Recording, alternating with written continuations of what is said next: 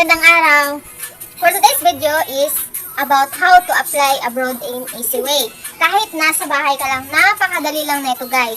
Basta may cellphone ka, or kahit anong gadgets like tablet, computer, laptop, at may Gmail account kayo.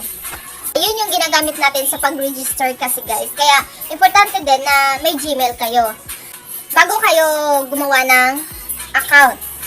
At syempre, dapat kumpleto din ang ating requirements. Kasi paano tayo makapag-abroad kung wala naman tayong requirements? Pinaka-importante, passport, NSO, resume, may diploma, SSS, NBI, IDs nyo.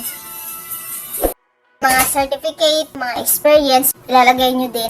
Dapat kumpleto din to lahat guys. Itong mga nakalagay sa screen. At kung meron ka na, lahat ng mga nabanggit ko, at gusto mo mag-abroad, tapusin mo ang video na ito. Gagayad ko kayo kung paano gumawa ng account at mag-apply through online. So ngayon guys, punta tayo sa search sa Google. Tapos, i-type natin ang workabroad.com. Kaysa sa maglakad kayo, mag-walk-in kayo papuntang agency, magpasa na. Kahit nasa probinsya kayo, pwede kayong gumawa ng account. So, antayin lang natin guys. Ito na siya. Work Abroad PH. Napakadali lang gumawa dito guys ng account. Gamitin nyo lang ang Gmail nyo. Punta tayo sa Create Account Now. Ito sa baba. Napakadali lang gumawa. Ngayon, pwede siya sa Facebook. But, based on my experience, pinagamit ko talaga yung aking valid Gmail address guys. At saka totoo kong pangalan. Tapos yung number na ginagamit ko. Kung ano yung active ko na number, yun yung ginagamit ko. Kasi yung number mo na nilalagay doon, yun yung tinatawagan ng mga agency na ina-applyan mo. Although kahit hindi yung mga agency na ina-applyan mo, tapos na-open nila yung na-open nila yung account doon, tatawagan nila yung number mo. Kasi sa akin dati, ang dami talagang tumatawag sa akin. Tinatawagan ako. Kahit hindi ko sinendan ng aking requirements, ng aking resume, kahit hindi ko sinisendan, tumatawag sa akin, nag-o-offer sila. Kasi syempre, ilalagay mo naman doon kung ano yung gusto mong trabaho.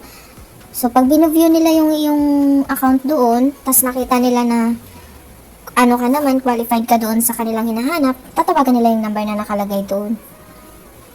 Kasi sa totoo lang guys, itong company na napuntahan ko, hindi ko talaga to in-applyan. Hindi ako nag-send ng resume. Sila yung tumawag sa akin. Ang ginawa ko na lang, tumawag ako sa PUAA, tapos pina-review ko kung ano yung background nito, background ng agency, or accredited ba sa kanila. Kasi importante din yun guys. Kailangan talaga na kumonsulta kayo sa PUAA. Kasi marami manluloko guys. Kahit na ito, PUAA na tong sa PUAA ito, pero marami pa rin manluloko nakakalusot. Sa panahon ngayon guys, mahirap na magtiwala. Make sure nyo guys na yung password na ilalagay nyo sa inyong account ay hindi nyo makakalimutan. Kasi once na nakalimutan nyo yung password, hindi nyo na mabubuksan. Sayang naman. Gagawa ka na naman ng bago. Uumpisa ka na naman. Uh-oh.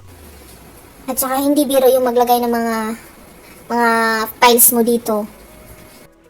Unless na lang yung number na ginamit mo sa paggawa mo ng account ay yung active na number. Kasi pwede naman yung i-forget password.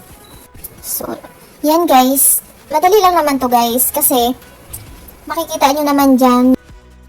Gaya niyan, may mga tanong siya. Kung saan mo makikita yung sa kanta sa taxi ko siya nakikita. Nakita ko lang siya sa tanong. Where is your dream job destination? I drive to Qatar. So, hindi pwede ang Qatar siguro dahil nandito na ako or baka wala talaga. Kasi alam ko bawal yata nakaban yata ang Middle East sa Pinas. Di ko alam. Lagay natin Japan and Korea. Tulang tayo natin tatlo kung pwede. Pero, hindi siya pwede. Piling ko hindi siya pwede. So, kahit naman hindi siya pwede guys, pwede pa rin naman na i-search mo pa rin naman dun sa makikita mo na dun, pwede mo naman yan palit-palitan. Pag nakapasok ka na.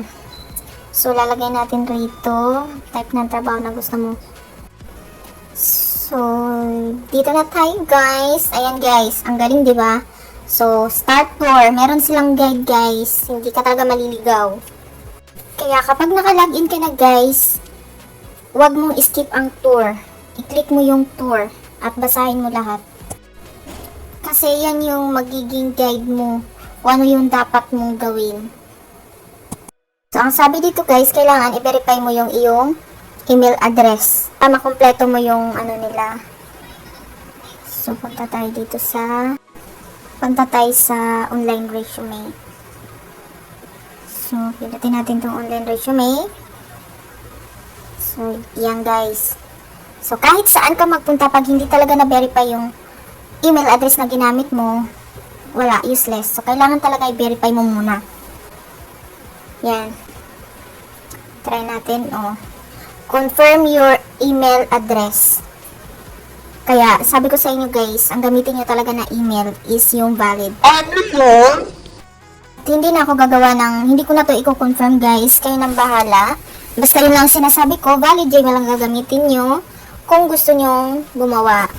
At kung wala kayong Gmail account guys, pwede naman daw ang Facebook. Pero, based on my experience kasi, Gmail talaga yung ginagamit ko. Hindi ko alam kung mag-work pag Facebook. Hindi ko kasi napansin kung nung gumawa ako dati o kung may Facebook na. So, ito guys, dito na tayo sa paglagay ng profile picture. So, yung nakalagay na check, yan yung pwede. Yung may X, hindi yan, ibig sabihin, hindi siya pwede. Yung may check lang ang sundin nyo guys. So, now, dito na tayo sa career resources. Pindutin natin yung blog. Ngayon, meron na nga sila, mas pinaganda pa nga nila ngayon kasi makikita nyo guys kung anong trabaho yung gusto mo, may articles na sila. So, bago ka mag-apply, basahin mo muna yung mga articles ng mga trabaho na gusto mo. O, diba? So, get started. Punta tayo dito sa job. Oh my God. Hindi mapindot, naghang na yata. Ano ba ito, naghang? So, ngayon nakalagay siya guys, apply at saka save. So, kung ayaw mo muna siyang applyan, pwede mo siyang i-save muna. So, ganito lang siya. Mag-save tayo. Try natin. Kahit walang application.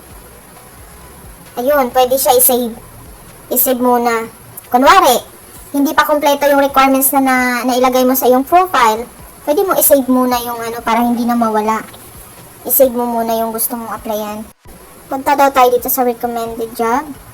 I-try natin i-click ang apply. Ayun, at dahil hindi ka pa nakapag-upload na iyong resume, yan ang lumalabas guys. So, kailangan talaga i-upload mo muna yung resume mo bago ka makapag-apply. So, kapag may nakita ka ng magandang opportunity na gusto mong applyan, i-save mo muna.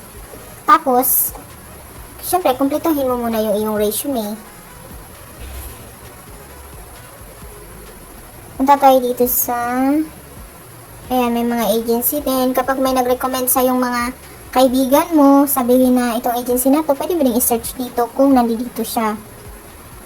At dito ka na mag-apply. Hindi mo na kailangan na mag-walk-in, bumiyahe, mamasahe, gumastos, papunta dun sa agency na nirecommend ng iyong kaibigan. I-search mo dito kasi halos lahat naman ng agency nandito.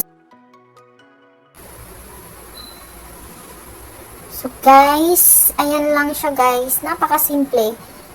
Napakadali. Mga trabaho na gusto mong applyan, i-search mo lang dito, hotel and restaurant. Kunwari, yan yung applyan kong trabaho. Tapos, makikita mo na siya dito sa baba. So, ganun lang siya kadali guys. Napakadali lang na. At dahil tapos na tayo guys, ngayon, punta naman tayo sa sign out. Punta nga pala kayo muna sa inyong profile. Tapos, sign out.